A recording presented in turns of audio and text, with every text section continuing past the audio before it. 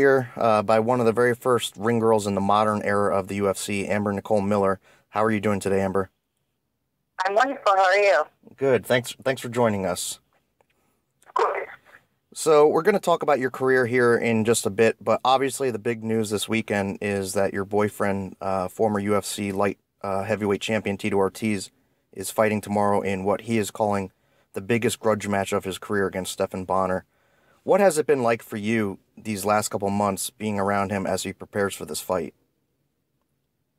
I think that his intensity of his workout is a lot more. But he always trains really hard. I mean, he trained super hard when he fought Shlemenko as well. I mean, his mind is in a good place. His body is in a great place, and his intensity, of course, is going to be more, especially when someone starts attacking him, more than just this person attacking his fans and bringing up his past relationships and trying to get at him, with, broken friendships and people who kind of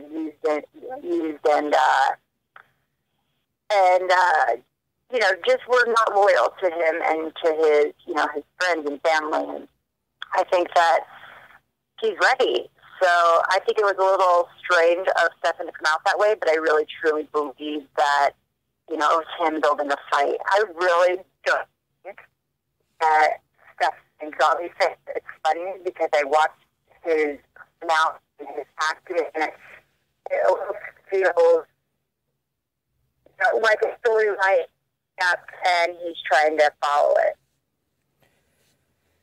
The story of you and Tito, kind of coming together yourself is kind of crazy. I mean, you were the ring girl for his fight at UFC 40 when he fought Ken Shamrock. How did it all come about? I mean, years later, you guys getting this relationship, and now you're together, and you seem very happy. The great thing about mixed martial arts alone, but the UFC, when it first started, everybody was so close because it was like a family.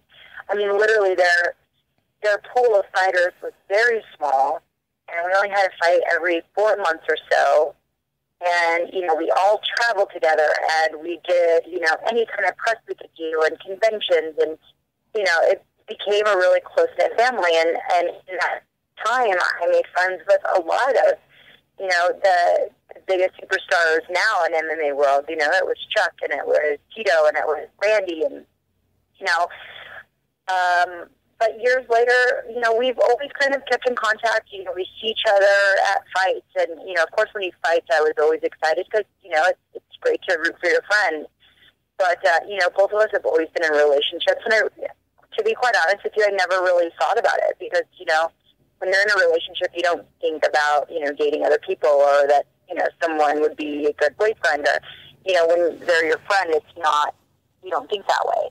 So, when we would go, when I had my split, when I got a divorce, he was always, a friend, and when I run into him, he'd ask me how I am, and, we'd have a talk about it, and, I've gone through Tito's up and downs with the former relationship, and, and it was sad to see my friends not be happy, and to be, quite honestly, just not in a good place mentally, and you saw it in his fighting. And, years later, obviously, they stopped, and I had stopped following him and Instagramming him and whatever else, because of the relationship was so tumultuous. He just, couldn't even have friends. He had to cut himself off from any kind of friends because it was just a really hard situation for him.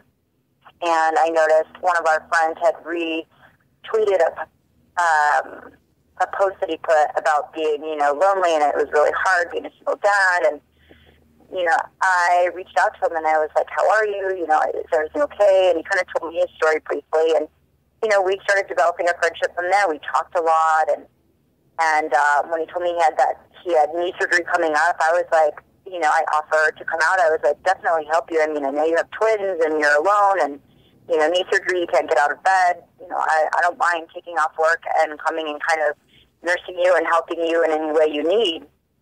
So I did that. I took off almost a month to take care of him and help him out.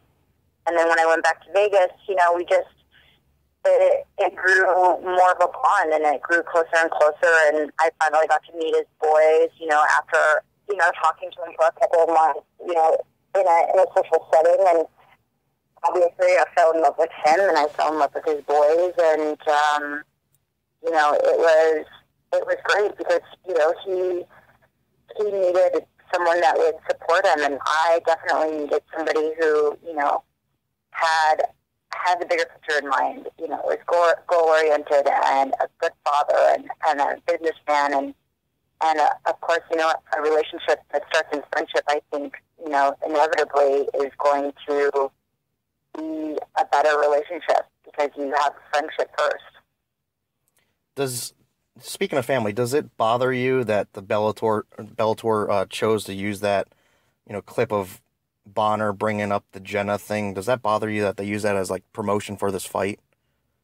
I don't think so. I think that they have to. I think that everything is promotion at the end of the day, and just sadly, she should be perfectly.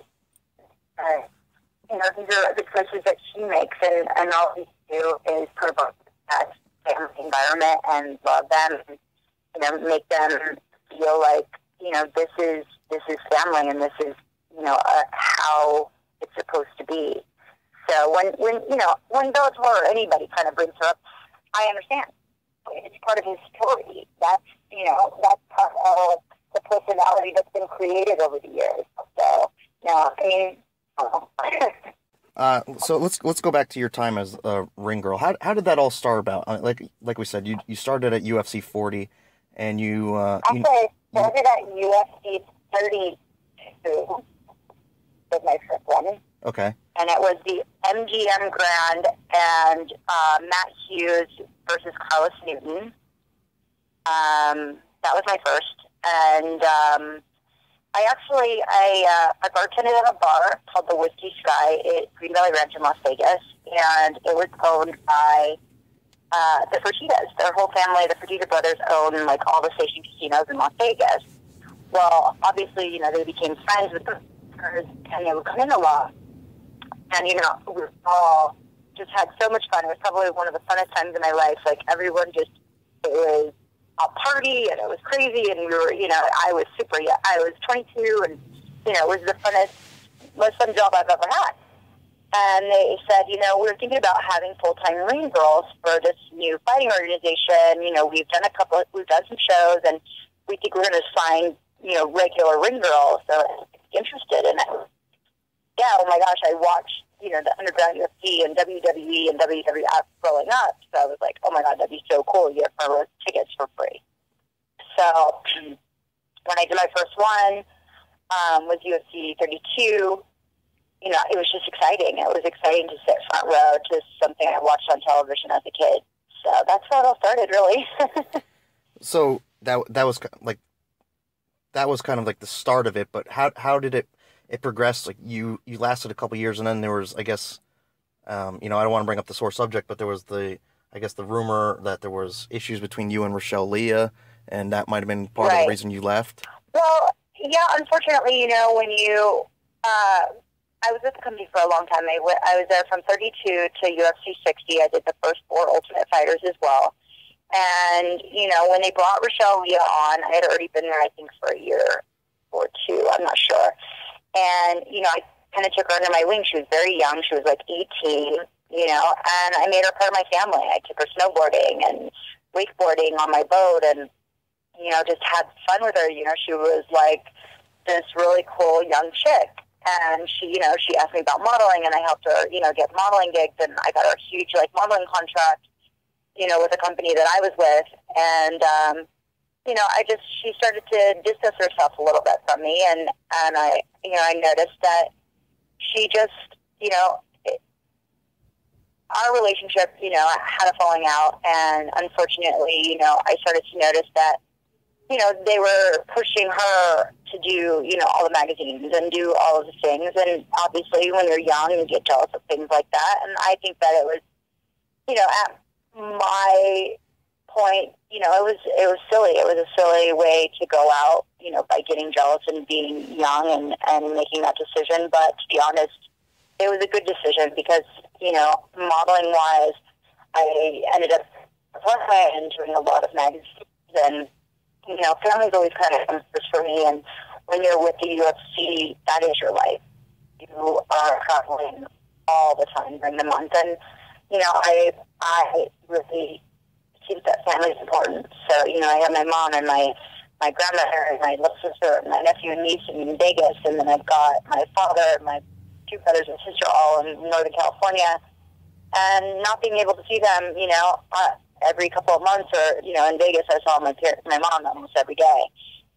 It was a choice that I made financially and career-wise and for family. So now that she's gone, she's no longer with the UFC. Have you two kind of resolved your differences, or have you talked? No, we've not spoken.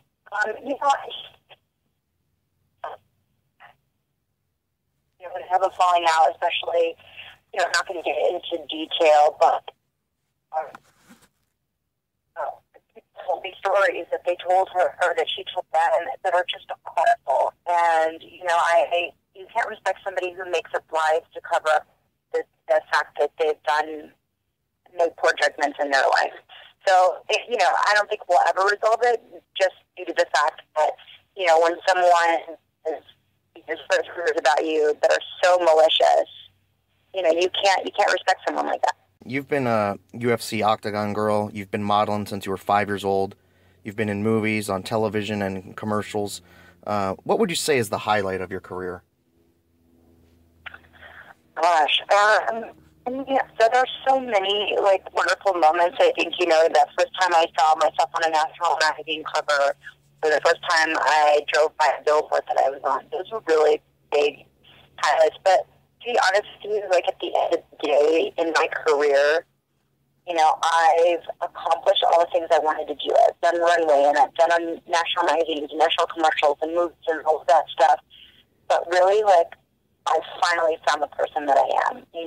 Being in a relationship and having kids, in my life, and living a healthy and happy, and this is the life I've always wanted. I just started doing a skincare line with one of my best friends that I met started with the UFC, and she and I are doing a skincare line that she created after she got breast cancer, and that's the life I've always wanted. The fame and all of that stuff. It really, it was never my ultimate goal. It was fun, and I was good at it, and I loved it. But the ultimate goal is to live this kind of life. Well, I really appreciate you taking time. I know you guys have a very busy schedule with today's Tito's weight cut, and then tomorrow. Yeah, not so bad though. I'm cleaning up the house and packing my bag right now. I going to school this morning, and I actually waiting for them to get out of school. And then Grandma's going to be watching the boys. So really excited. So I'm on my trip to San Diego doesn't start until 2 o'clock. So I know Tito's doing his weight cut, and it's that time to himself with his coaches, and it's good. I prefer not to be there, especially during that part. It's really hard on him. Well, thank you again for talking with us, and we look forward to talking to you in the future. Yes, thank you so much. Thank you.